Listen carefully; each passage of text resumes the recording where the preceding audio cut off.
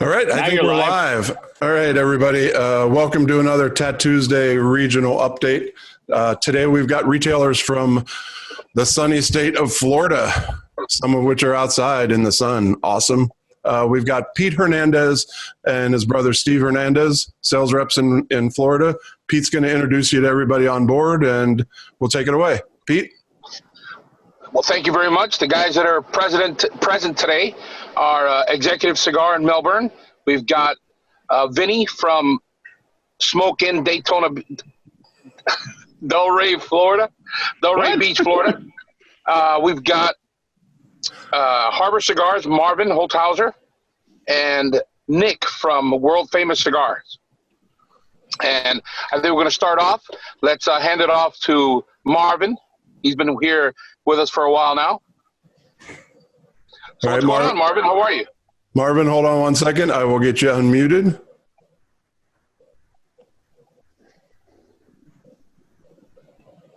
There you go. All right. Welcome, sir. Thank you. Hey, Marvin. Hey, Pete. How you doing? How's life? Tell us about your store. Tell you about the store right now, or just the history of it? The history of it, and then you can go into the other stuff. Okay. So Harbor has been around for 24 years. And I don't know, what was the year you came to the first trade show, Pete? I was 1995. Orlando, 1995. That was my first trade show. Tattuesday came to market in 95? No. 2003 was the first year the brand came to the show, yeah. Well, that's my first memory of ever meeting you. And it was Paul Hernandez, the brother. Yes. Yeah, who walked me into the booth. You were there with Pepin at the show together. And, I'm very thankful that I was fortunate enough and smart enough to pick up both you and Pepin that year. So I've been with you, I think, from the very beginning. I've always pride myself on being one of the first 50 or so guys that opened up. Sure, one of the first 50. Yeah. So we started then, and, Tattuesday's been a part of the fabric of the store since then. Years ago, many years ago, Tattuesday grew into the top 5, and has been in the top 5 every year since then. I'm glad you said that. I thought we might have fallen off. No, I think you're doing all right. We had a great year last year, and obviously we've had a little bump in the road the beginning of this year. But all in all, we've done really well with the brand. Take in the humidor later on and show you the display of all the products you got here. Earlier, Vincent was showing off a cigar that he had, and he was very proud of his 2013. And so I went back in the humidor and picked up this box crate, the 2008s. See how beautiful they are, how clean. Well, Marvin, not a lot of people know the history of that box, but that was the first La Verite, obviously. But the artwork on the top was actually a piece of art that Paul Hernandez did on a wall here in Miami, right, for Altoids, was it, Stevie? Yeah. Yeah. So the artwork on the top of the box is actually Paul's artwork. Yeah. Yeah, that's actually it was actually artwork that was commissioned by Altoids. That commissioned my brother and his crew of friends, and we were. When Pete asked that he wanted to use it on the box, there's no more of a, I know he loved my brother very much, and it was a nice way to commemorate, my brother, and we appreciate it, man, we really do.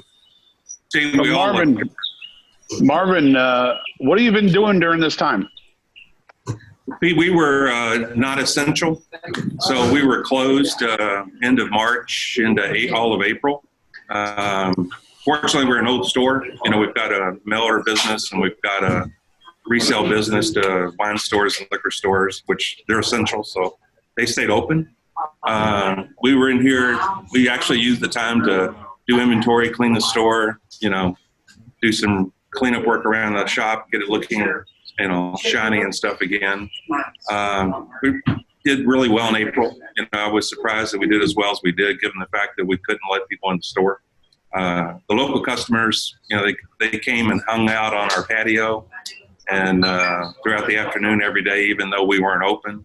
And early on, we were doing a little bit of that drive-by, drop-off kind of stuff, but that really worked. We kind of turned that into shipping stuff to people's houses instead of having them come here.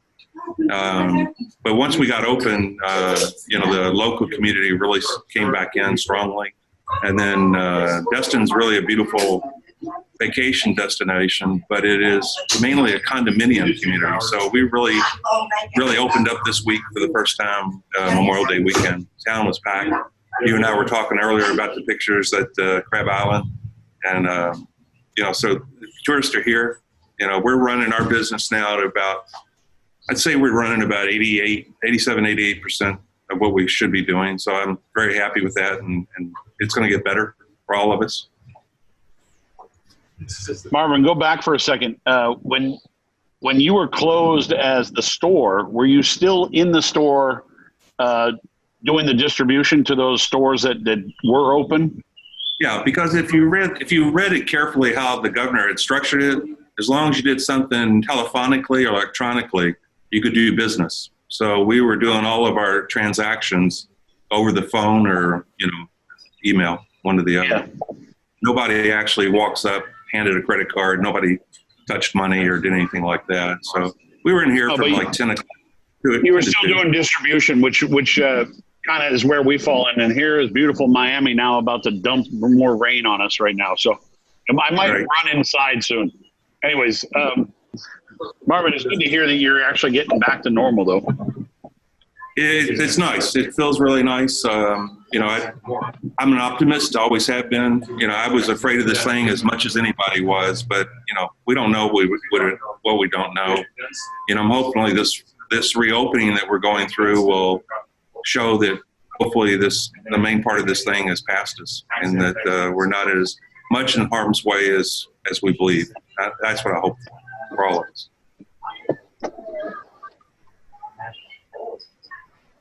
That sounds great. Pete, Marvin, can you tell us a little bit about what you might have that no one knows you have? Marvin's known for kind of being a hoarder and popping stuff up when you least expect it. Well, Pete, let's get back to that because that's a question we have for everybody. Right. So why don't we move on to the next retailer so we can get everybody in, and then we'll go back to some group questions. Yeah, and then Marvin can think about that question for a bit. Yeah, I'm going to think about it, but I'm going to switch over to my phone because I'm losing my laptop. Okay, cool. I'll join you there. At this time, I'd like to introduce two really good friends of mine. Vinny, I'm not going to attempt his last name, and Manny, the general manager of the store, and it's Smoke Inn in Delray Beach. It's Prestigiamo. There you go.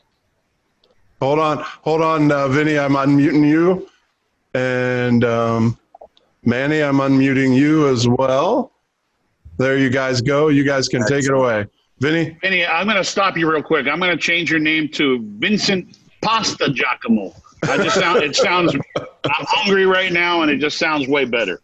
I eat a lot of it. He's been eating a lot of pasta. So, Smoke in Delray, I had purchased my store back in 2012. I was very blessed that Abe from the Smoke franchise allowed me to buy in. Smoke Inn has 11 locations throughout South Florida. We always had a great relationship with you, Pete. Do very well with your cigars. We're like a little homely little store. We have our regulars, and a lot of people consider our store like Cheers. We have a nice little walk-in humidor. Outdoor covered patio is my big draw, which we do live music on and stuff. Manny, what do you think? What can we add? Okay, so we have a full bar, and we have happy hours. We have live music on weekends. We have events. We did have trivia night. We tried a lot of different things at the store over the years. What we have is we have a place where people come in and they, really it's so homey and so chill that we attract so many different people. And what you get is you get people that are just very open and very honest, and there's a lot of honesty and humor. I'll tell you that right now. And cigars engender that because we're just sitting down and we could take an hour or two. Well, the entertainment tends to be priceless, so it's enjoyable. It's an enjoyable atmosphere. And with the tattuajes, we've been selling them very consistently, and the latest TA 2020 is a great seller right now. So, yeah. I mean, for Del Rey, which is a touristy town, we did stay open throughout. We were deemed an essential business because we sold dry goods. And that allowed for us to stay open on the retail side. We did close down the bar, and the bar is still closed. Actually, had the attorney look up to see when tobacco was considered a dry good. And apparently from 1770 something, tobacco has been considered a dry good because I had a fight with the city of Del Rey. They wanted to shut me down. So I actually got my attorney to look up when tobacco was considered a dry good, and we presented it in an official letter stating that tobacco is considered a dry good and it's essential. You know what? I hate the fact that you brought it to the city's attention because they're probably going to try to change that now. Well, it was the only way I could stay open because they kept coming in every day saying, we're going to fine you on a daily basis. We're going to fine you. And I was like, you're not going to fine me because here's the reason why. So we pretty much stayed open for 100 hours, the 25% capacity type thing. Good news is I got a very large outdoor covered patio, so a lot of people are able to sit out there, which is not considered part of my occupancy. So luckily enough, we've actually done very, very well in this pandemic. We have. We've done very well, and we've done very well. Again, Marvin, you mentioned it before because of our locals. Our local customers, our regular customers that drive miles to come to our shop, we've been open because of them. And it's wonderful to know that we have that loyalty that has been built up for over 7 years now. So it's a blessing. It's an absolute blessing.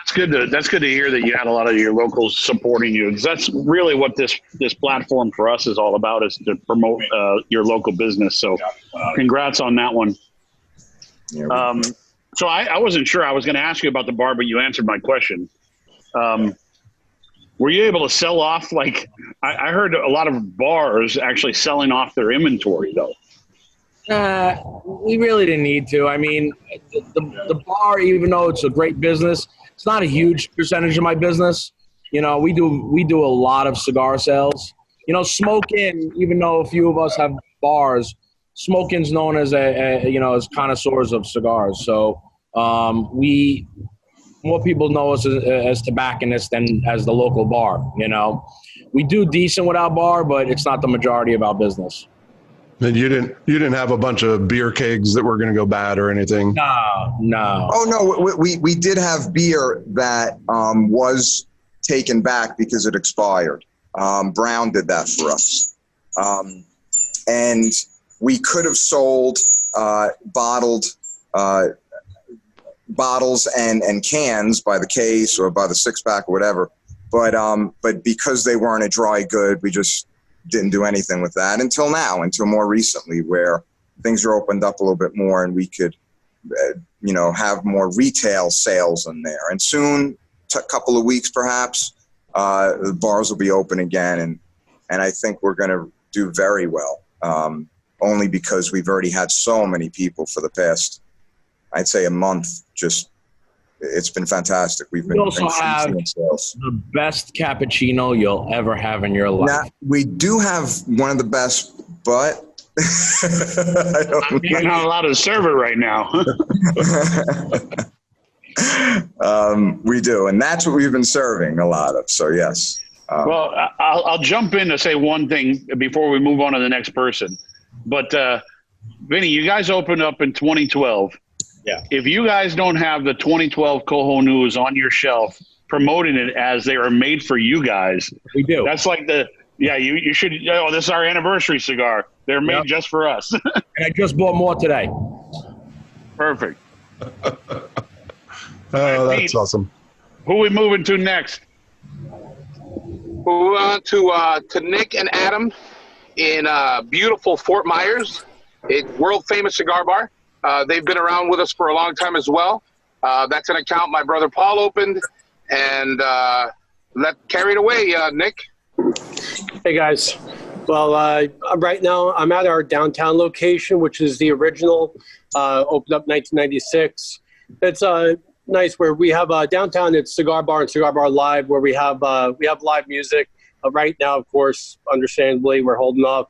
Adam and Josh are over at our Gulf Coast Town Center location, which is our flagship store. Adam, you've been around longer than I. I mean, I've been around, collectively 9 years. But Adam, go ahead and give a little more detail about Cigar Bar.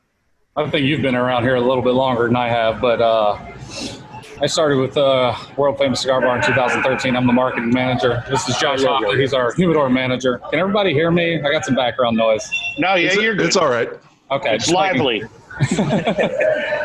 The World Famous Cigar Bar focuses number one, obviously, on premium cigars, Tatuaje being one of those. We have a very large selection of brown spirits here.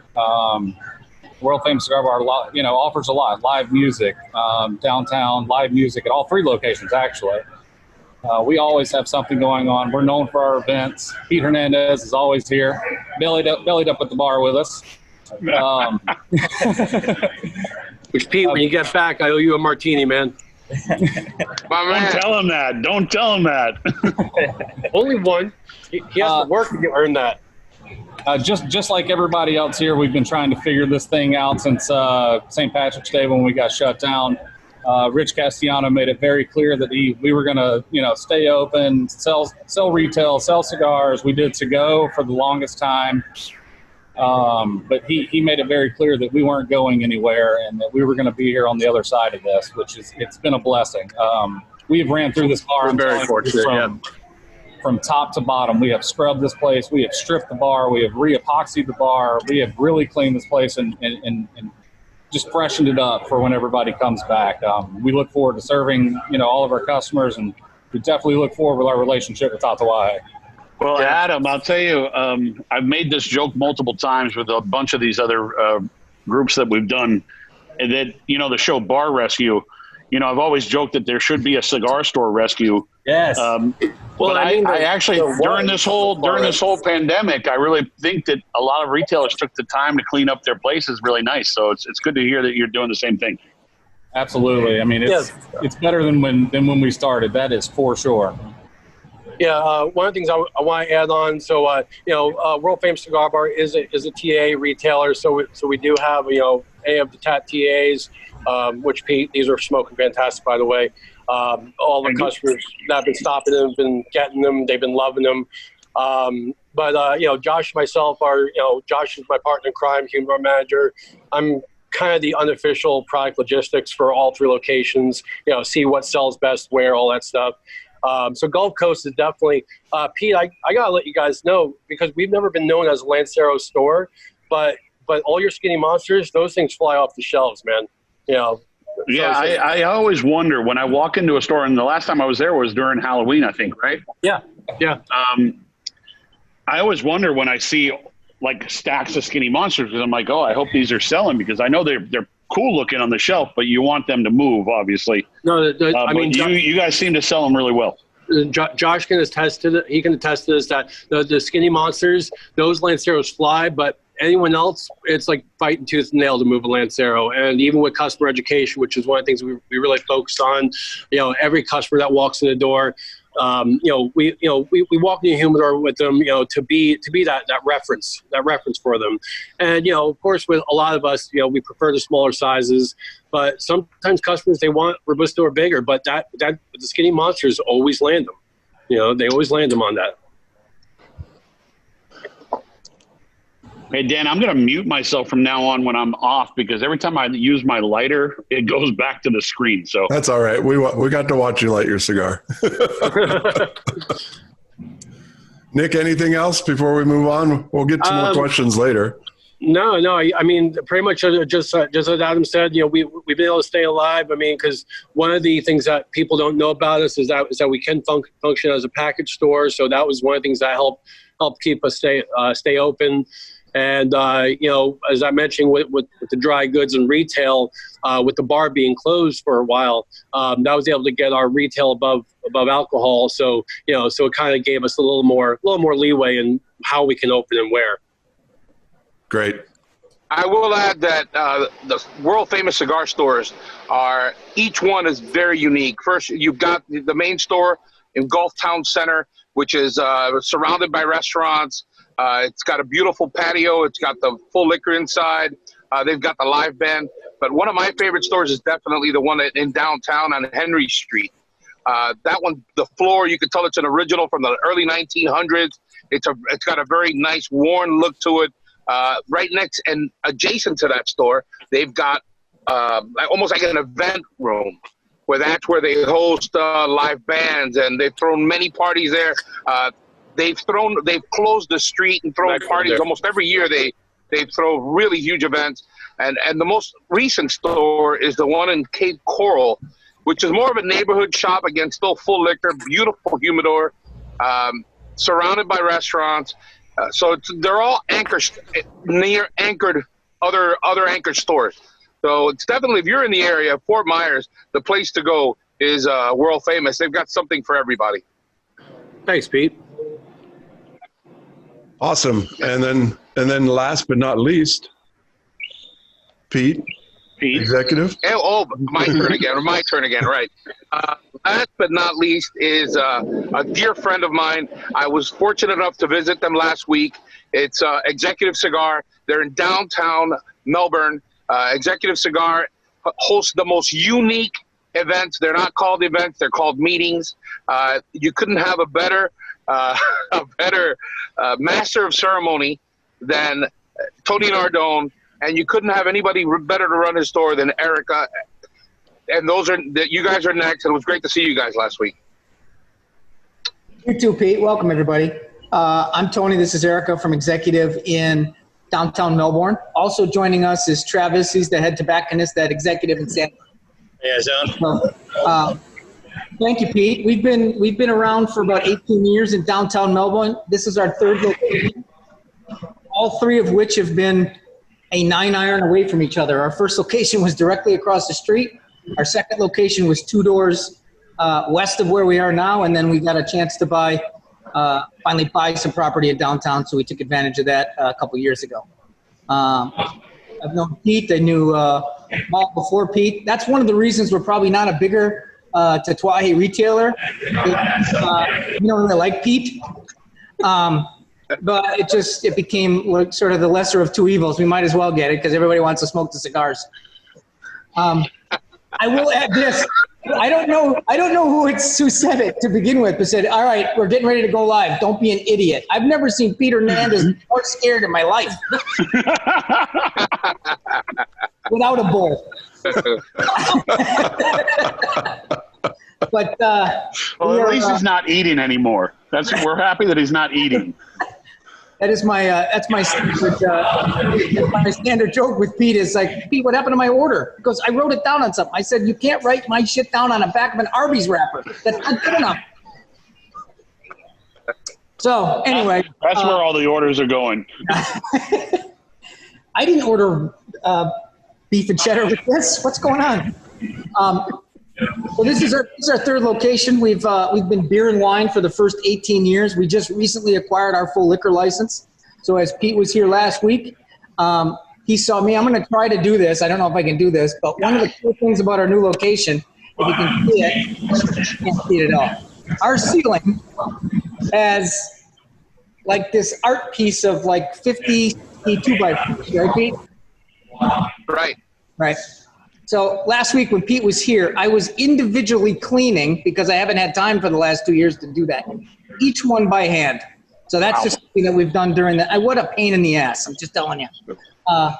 But they look great now. So please stop. Tony, Dan's been cleaning his ceiling in his cigar porch that he has at his house, and it's not even done yet. So you see half. It's a white ceiling, by the way. you see half of it that's still orange from the nicotine, and then half that's white.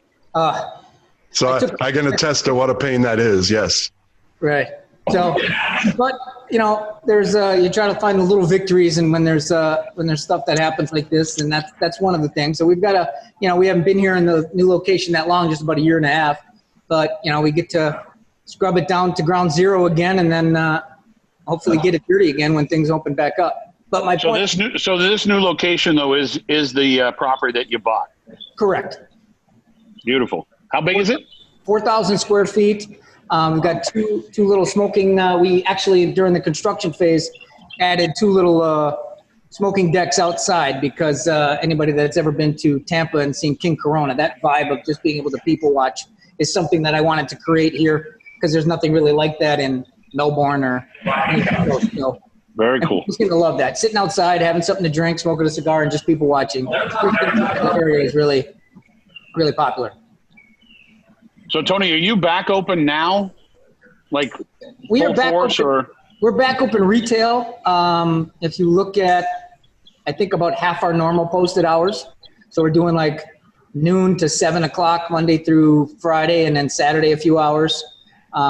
Where we're normally open 7 days a week, but just with the amount of traffic because it's like downtown, so we're just trying to catch as much as we can. But we did a knock on wood, we were very successful doing the side for the duration of that 6-7 week period that sort of got us by. Not that there was any doubt in my mind that we were going to be on this side. Fine. Very good. Dan, do you want to get into some of your rapid fire questions? Yeah, actually, I'm unmuting everyone, by the way. So if you feel like you have too much noise around you, you can mute yourself. Tony just kind of mentioned, one thing, and that is that I lost my train of thought. I get that a lot. This is why you're not on radio. Yes, exactly. Are the edibles kicking in? No. I can kick it off because I have a question about manufacturing for Pete. You can shoot it. Sure. I mean, it's not Tatuaje specifically, but the other day I was with another manufacturer out of Dominican Republic, and he was stating that Dominican Republic government is forcing the manufacturers and the employees to only be at 25% capacity, the employees. So their production is not great right now. What's going on in Nicaragua? Well, I can't speak for anybody else, but from what I've been seeing and what I've seen from Jaime, what I've been told, that the factory's up around 60% capacity. Normally, you have on one bench in Nicaragua, you have 4 people, 2 pairs. So one buncher, one roller, one buncher, one roller. They have now shifted for the time being to where on all those benches, there's actually one buncher and one roller on the other side of the bench. So as far as production capacity, that's 50%, right? As far as the other stuff goes, like stripping, deveining, remember the Garcias pretty much do everything from start to finish. Right. So they need people flipping pilones. They need people stripping tobacco, sorting tobacco. There's a lot of work that has to go into it. So from what Jaime had told me, he's up about 60% capacity.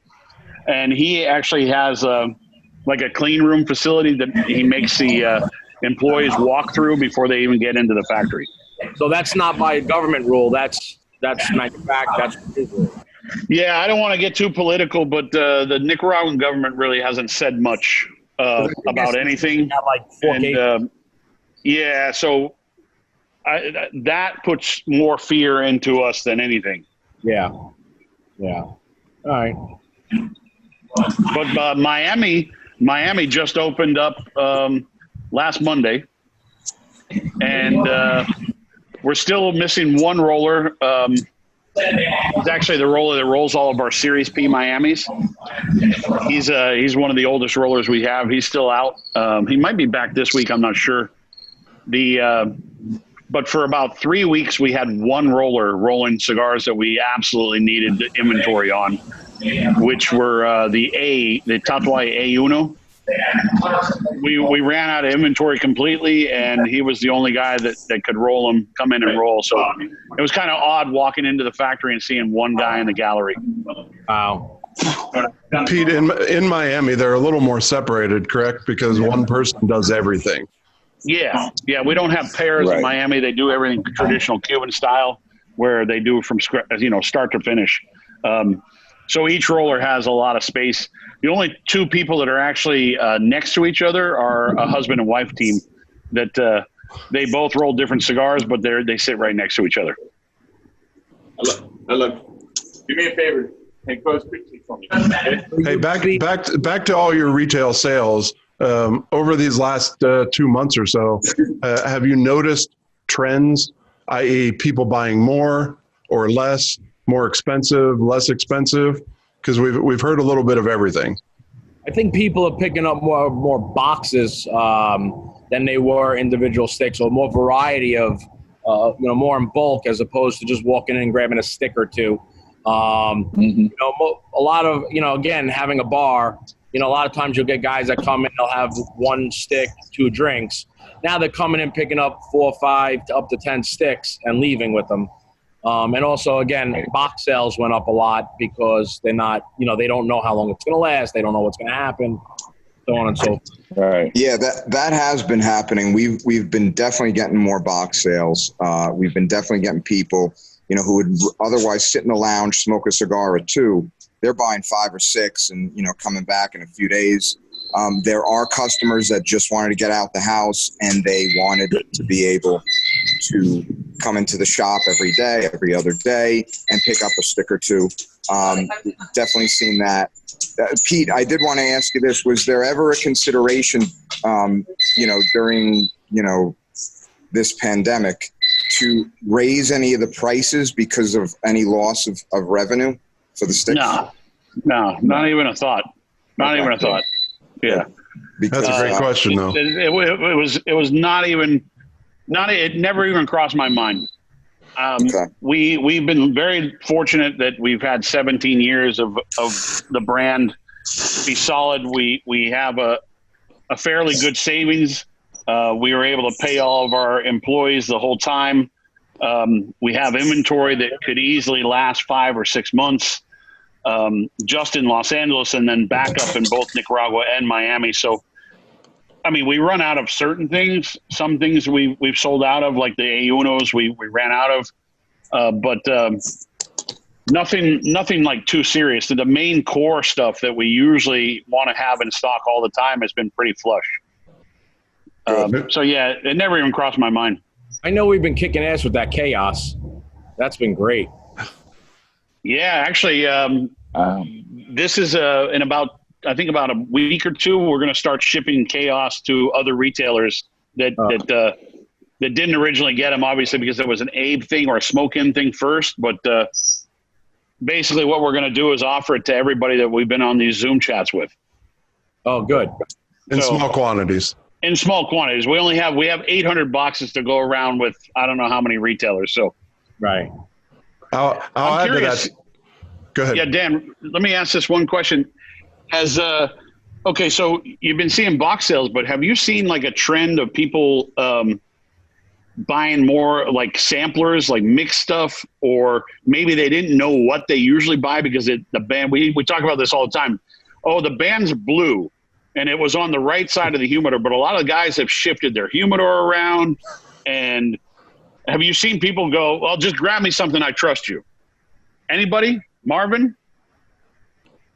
We've actually had, because when we've done our Zoom calls, if we've had 1 or 2 of the manufacturers on there, we've made our own little sampler packs and doled them out to the people that have been on the Zoom. And then we put extra ones together. When people are coming in now, they see, oh, I didn't get it when it was on, but I'll pick it up now. So obviously, it's not rocket science. You put stuff in there that you want people to try, and hopefully they gravitate to something. And then maybe that's a new find for them and say, oh my God, I never knew this one was around. I love this one now. And then they come back and ask for it. Right. Marvin, you were on mute when I asked you, but have you seen that trend at all? Yeah, I think early on, what they were saying earlier is true for us too. When guys first started in this thing, they were buying onesies, twosies, whatever. Then they got to where they were buying 10s and 20s or boxes or whatever. Part of the thing that we pride ourselves on is understanding and knowing the customer and understanding their profile and everything else. So it's not hard for a guy to stick his head in the door and say, hey, listen, could you grab me 10 cigars? And you go like, what? And he goes like, you pick, because they had the confidence in us to do that for them, But right. Volume sales picked up, box sales picked up, and buying in larger quantity probably at the end of middle to later part of April, I'd say. That's kind of the trend. But, so Marvin, you're holding a box. I can't see the date stamp on it. Is that November of 07? Oh no, May of 07.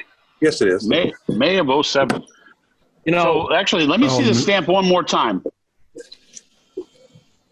Hey, Marvin. Wow, Marvin, say something so it comes up. Those were actually rolled in Miami. Rolled by who? I wanted to add this, we're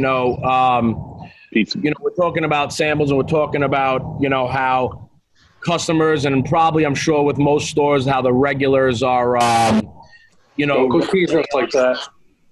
Relying on us and the tobacconists to pick out cigars, like you were saying. I think that's the benefit of brick and mortar stores, is that especially for your locals and your regulars, that they trust you because they have the relationship with you to go in and say, hey, listen, I don't want to come in right now.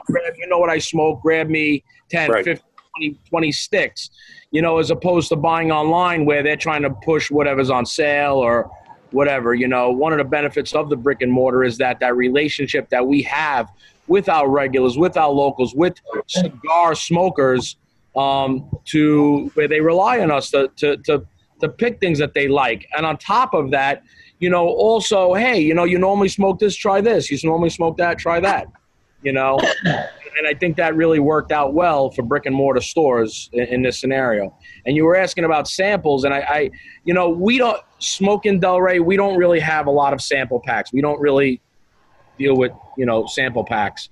The only thing that we kind of have is little 4-packs by the register in the Humi bags. And I will tell you that has increased in this. They walk in, they grab that, $25, $30 pack and they go. But, smoking Delray, we don't do a lot of little sample packs.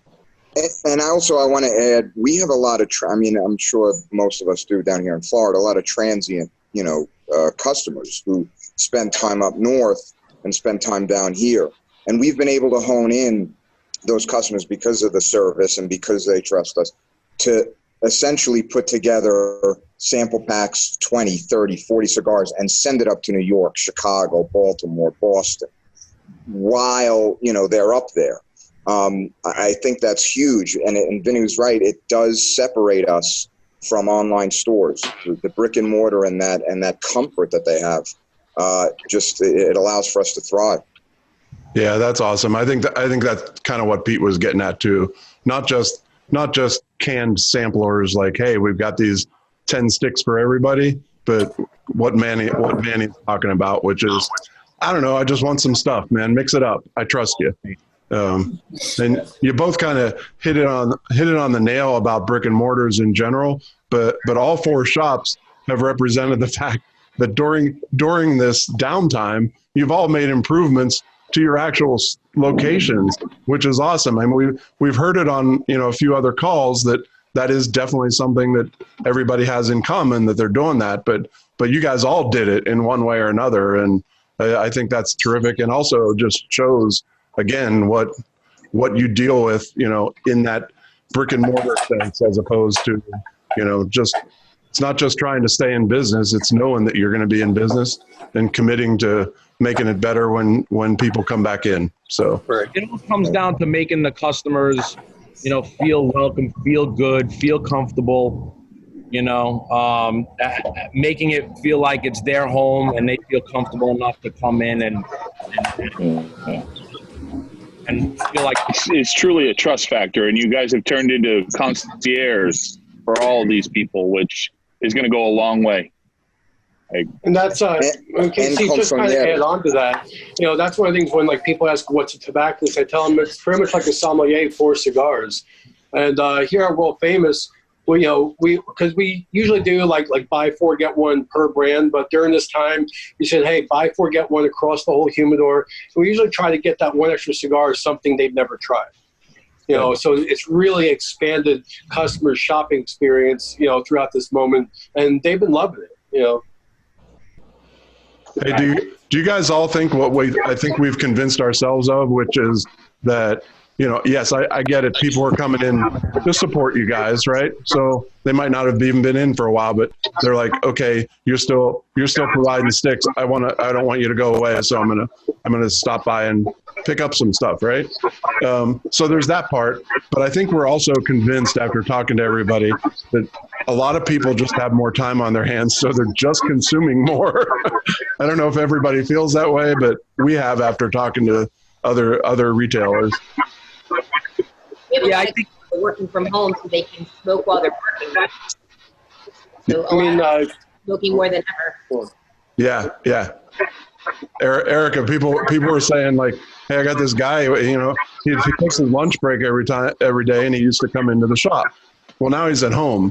So he takes his lunch break, and then he's outside realizing I can just bring my damn laptop outside, so I'll just work outside, and then end up smoking a couple other cigars while they're working. And I think that's happening a lot. That just plain old consumption is up as well as support for you guys. Definitely, I would add on to the consumption. Is that normally with our Gulf Coast location, it's very seasonal. Is that our Gulf Coast location is right next to Southwest International Airport. So usually after April, it kind of slows down a lot for us. But we've noticed a lot of people, it seems like they've been stocking up because they've consumed all their cigars during the beginning of this, and it almost feels like we never left season on our sales, which has been great for us. That's good. That's very good. You know who else? We picked up a lot of new customers that stayed down here in Florida and didn't go back up north. And we have customers now that are still coming in, and they're like, yeah, we're going to leave in like a month. And they're coming in every other day. So that's also important to recognize. That's awesome to hear, Manny. That's great. Love it. So sorry, I had to move inside. I don't know if you can hear me okay, but that sounds good. Storm coming in. My massive storm actually, and my internet's starting to go out. Perfect. Hey, so talking about all the stuff that you guys have done in your store, cleaning it up and all that kind of good stuff. What have you learned about your business? You guys are all, great business people as well, right? What have you learned about your business in having to deal with, almost being shut down a little bit?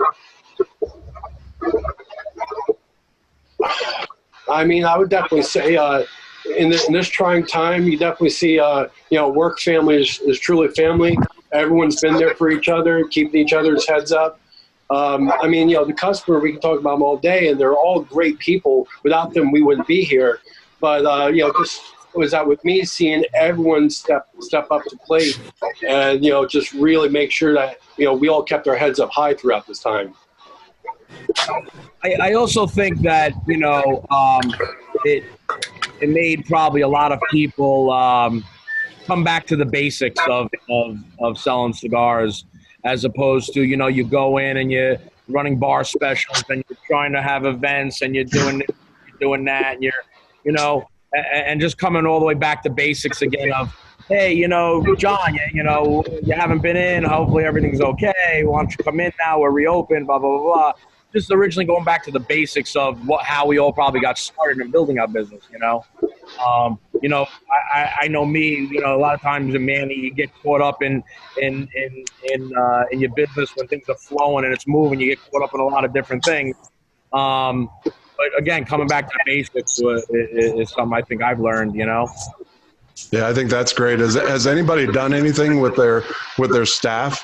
You guys have multiple locations. Has anybody, taken some time out for training of different brands or the things that you carry or the way that you do things?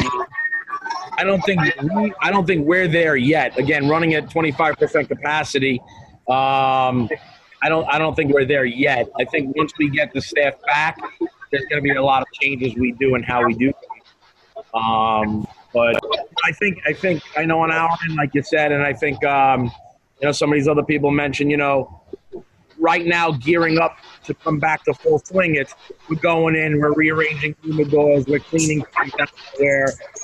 Probably doing a lot of the stuff we've always put on the back burner. And because we're always too busy to rearrange or to do certain things or clean certain things.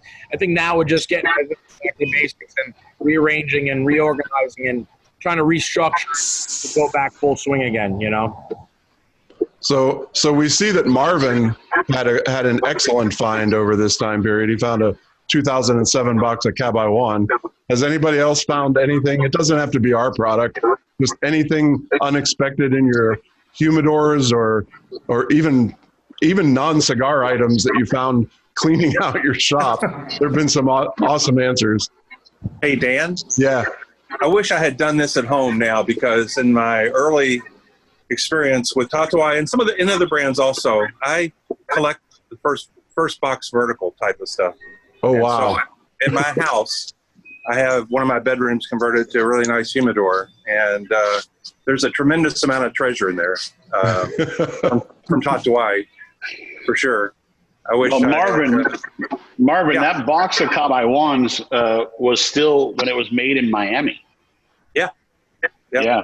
That's the ERH stamp on it. So those are a treasure, actually, a beautiful find. A funny story about Paul Hernandez. Yeah. A funny story about Paul Hernandez and the brand Cab I One is that he would actually go into stores early on with the Cab I One line and put a cigar down on the counter. And if the retailer couldn't pronounce the name, he would pick it up and take it back from him and say, "Yeah, this isn't for you."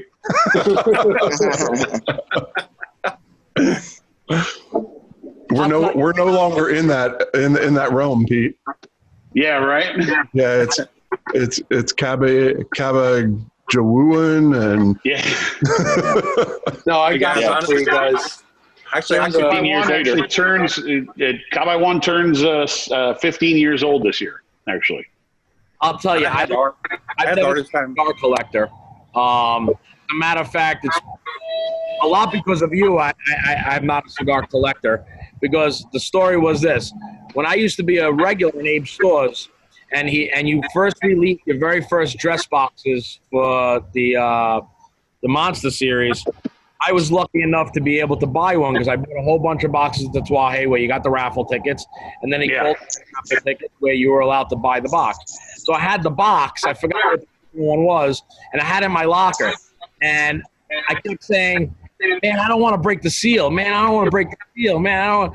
And then finally, I don't know if you remember Dave Weiss, Abe's buddy. He was like, "I'll buy it from you." I'm like, "You know what? Just take it, because I'm just gonna buy it off the shelf anyway." But I will tell you, there's 2 boxes of cigars that I did collect and I did save, and that's the Apocalypse and the Anarchy. I have 2 boxes of each for myself, and those are never getting sold or opened. They're mine. There you go. So it's talking about like pronouncing Cabaguan. So a lot of you know, I used to be up at Jeff Borschwitz's place in Corona. And we actually had a customer. He called it Cabaguan Oca Blanc. Don't ask me how he got that. But he come in, "Hey, got any more Oca Blanc?" "Oh, you mean Cabaguan? Yeah, right here." Because it came in like white oak looking boxes? Maybe. I don't know. I don't know, man. But well, we can all translate it, though, so that was great. Yeah, I always have. We said this on another show, but I've always had this saying that I don't care how you ask for them, just thanks for asking for them. Yeah, absolutely. Because the amount of times I've heard Tatuai be butchered, you know. Hey, Pete, I know I was one of those guys. I could not say that word to save my life for about a year. You want to tap? You want to tap? Yeah. I finally figured it out, but it took a while. I cannot speak a foreign language to save my life. both Tatuai and Cab I One in the early days, your ads, even at the trade show, you used to phonetically spell out both, correct? Yes, yeah, so people can understand how to say it. It didn't work too well, though. Maybe we should bring that back. No, it's fun. It's more fun when it's mispronounced. Yeah, true. Gentlemen, I got to switch to the computer because this phone's ready to die. So okay, I'll be with you shortly. All right, Manny. So in Melbourne here, where our Latin population is nowhere near how it is down south, which is good for us, or however. But the lack of Latin phonetics is quite hysterical here with the Abajuians and the Guapo. The Guapo. Awesome. That's a first, actually. Like you said, sometimes you're like a deer in the headlights. What the hell are you? Oh, hang on, I got you. Well, Tony, we actually did a training session with a retailer in Oklahoma recently. A dear friend of ours. He's a TA member also, and he kept on saying the word aristas for artistas, the Red Label Havana 6 torpedo aristas, and I'm like, we're going to do this training session specifically for Todd so he can learn how to pronounce our names correctly. He's Lebanese. Yeah. It's True. Hey, you're busting my chops on my last name. You know how many people can't pronounce the Twahe? Hey, man. On the screen, it actually says Vincent Pasta Giacomo. Yeah, I see that now. It's not even just the names of the cigars. People, if you've got the 6, it's you guys have the V1s? Yeah. Oh, that's a good one. Yeah. It's ridiculous. Yeah. But we still we hear it a lot with even Pepin's name, Don Pepin. I'm like, you can say Pepin. Yep, all the time. I will tell you, Steve, you know how Steve was mentioning earlier about the TV show? I'm actually smoking a Gran Cajonu in that show. I had to have a cigar with no band on it, obviously, so that was the cigar I grabbed. Nice. So when it comes out, you'll see it. What's this show for again? It's I feel bad advertising it. It's a show called Gravesend on Amazon. It's Amazon Prime. It's a mob show. It's written, directed, produced by William Mayo. He was in Goodfellas. He was in The New Gotti. Analyze this, analyze that. Oh yeah. So he came out with this new show. Amazon picked up the first 4 episodes, and so far it's been trending #1. And they're gonna pick it up. We're gonna go off. I'm in episode 5, sitting by a pool smoking a cigar, and that's your cigar. Nice. Well, it's a pretty recognizable cigar, even with all the big 60 ring gauges and plus sizes. Yeah. The Gran Cajonu is still one of the most recognizable. Yeah. So, Pete, I know we've covered it before, but since we were talking so much about Cabawan, Casey mentioned 15 years old this year, everyone. So Pete's got 2 new sizes coming out at the non-trade show. One of them is actually in the Guapo. The Guapo. How do you say it? Guapo. Guipo. It's a 5 5/8 by 54, and then a 4 3/8 by 52, both with pigtails. They're in the original Cabawan blend, but they're smoking spectacular. Right now, we're waiting on the bands form, and we're hoping we'll have them out sometime in July or August. Nice. I just wanted to ask a question, Pete. Yeah. This is something that because obviously with social media and following people on Instagram and Facebook and everything, here's the question I have for you is I'd like you to do 2 pairings with 2 different wines with one of the Tattuesday cigars, as you say here in Melbourne, and then with My Father blend. Do you have a favorite with pairings with both of those? Well, I mean, okay, so I lean more towards the right bank of Bordeaux. So you're talking about Saint-Emilion or Pomerol, which are more Merlot based.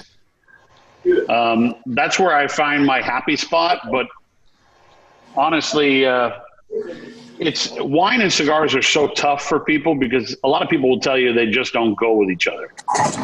I like it because it works for me, but it doesn't work for everybody. But I usually tend to lean more towards Merlot and Cabernet Franc when I'm pairing with cigars.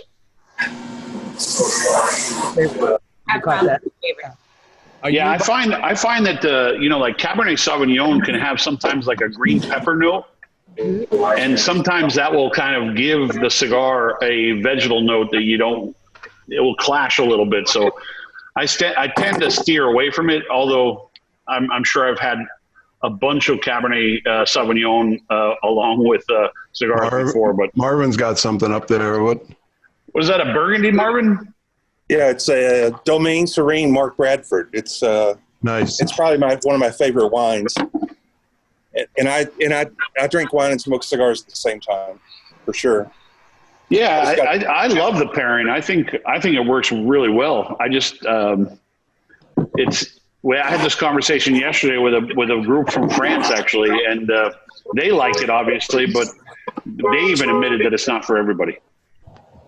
No, I think that's right. I mean, normally around here, it's the bourbons and the scotches and right. But for me, I mean, I'm a big wine guy. I really like red wines, and Pinot from Oregon is where I am right now.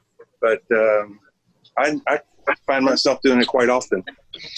Tony, I will say that though that when you take like a big, like chewy broadleaf cigar, like maybe the broadleaf collection or a TA from the previous years, like a big Syrah or a big like red Zinfandel would probably pair well with those because they're both chewy wines, and it kind of complements the chewiness on that wrapper.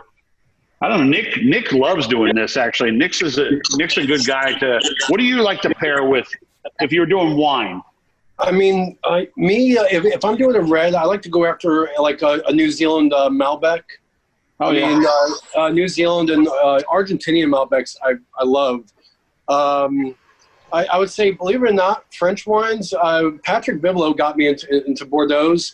I'm still kind of learning more about them. But my guilty pleasure is West Coast American, white wines. I mean, Oregon Rieslings. I mean, because I tend to have a bit of a sweet tooth, so I kind of like to play more like of a contrast pairing. To get those nice, rich apple notes, pear notes, and then to do that with a heavier cigar, so it kind of plays on the palate a little more instead of them working together. It's more of a dance between the libation and the cigar. I like that. Actually, that sounds fun. I actually like Riesling, especially with a lighter cigar. But I'm going to try it with a heavier cigar now. Erica, what were you mentioning? I was going to say we have a blend. It's a Malbec Cab Franc blend. It's very difficult to get a Cab Franc that's not something you get to sell by the bottle. Cab Franc by the glass. So we have this Cab Malbec blend, which is my absolute favorite. Yeah, Malbecs are great wines. Another one would be Rioja. Anything from Rioja usually has a big, chewy mouthfeel to it, and that would go good with any cigar. And again, I think if I'm going to reach for a Pinot, though, like Marvin, if I'm going to reach for a Pinot, I'd probably go with something a little lighter, like that Cab One you're smoking. I mean, even like, going with a heavier wine, like, I mean, being Italian, I mean, going after a really dry Chianti just to kind of wash over the palate, give the few moments once the alcohol goes away, and then take a puff of the cigar works well on top of that. I mean. Yeah, if one overpowers the other, you're just drinking and smoking. Right. If you can find some complementary elements, it doesn't matter whether it's white and bold or white and mild or red and bold. That's the same as a food pairing, right? 100%. I like whites from southern France, so those are usually blends, 4 or 5 grapes, and they're all a little more complex. And something like that with Cabawan or Negociant. I mean, it's not that it's monochrome because there's so much going on in all of the above, but they're complementary, right? As opposed to, Pete mentioned the big, tannic cab savs, especially California or even young, from Bordeaux. And I think for me, it's the tannins that come in and get so bitter that if I've got, a really bitter cigar profile, okay, but usually that is going to overpower it unless it's got some age or something like that. Uh-oh, we lost it. Oh no. Marvin, what were you holding up that with? It's a really wonderful wine that, just like you said, from south of France, I think. So nice. Does it say what the grapes are on the back of it?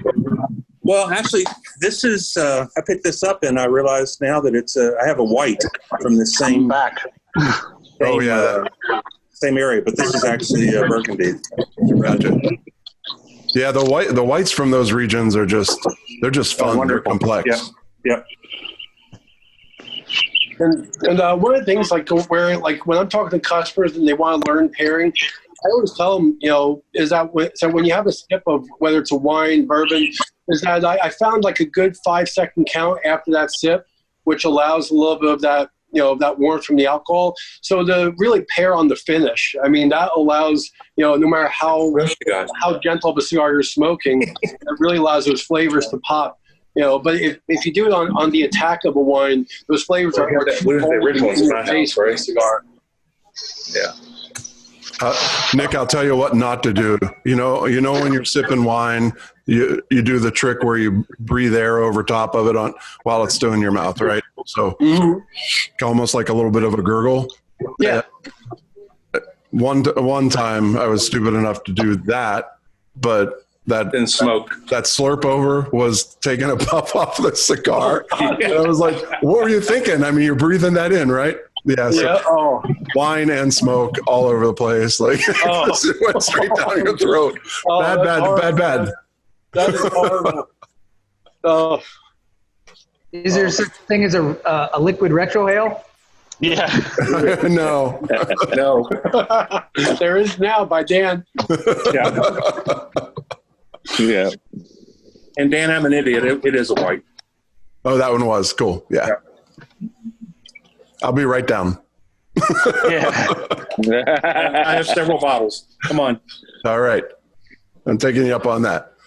All right. Yeah, Marvin, actually, we were supposed to see you right when this all started. Yeah.